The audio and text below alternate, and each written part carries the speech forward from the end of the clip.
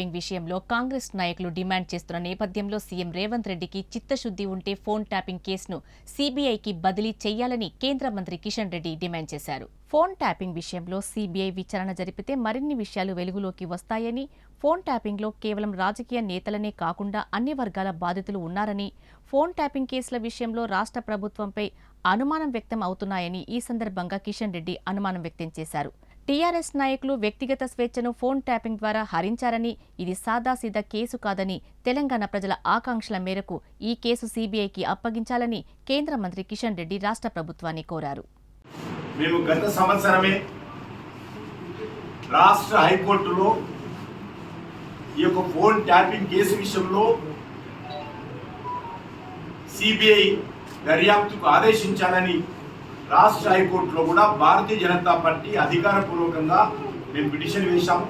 ఆ కేసు నడుస్తూ ఉంది.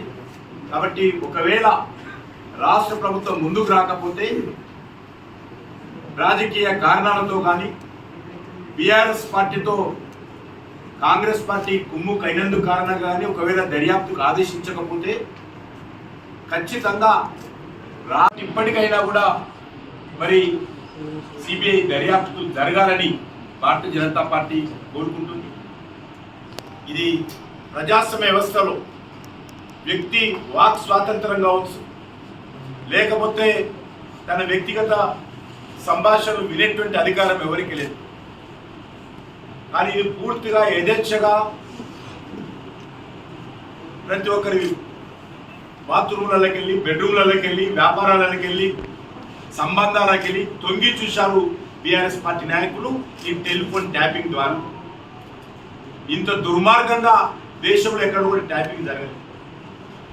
దేశ వ్యతిరేక శక్తులకు సంబంధించి ఏదైనా ఎక్కడైనా ట్యాపింగ్ జరిగితే దానికి పక్కాగా కమిటీలు ఉంటాయి.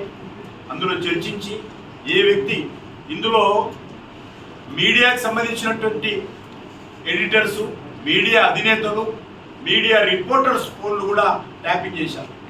ఇవాళ నేను ఇంటర్వ్యూ చూశాను.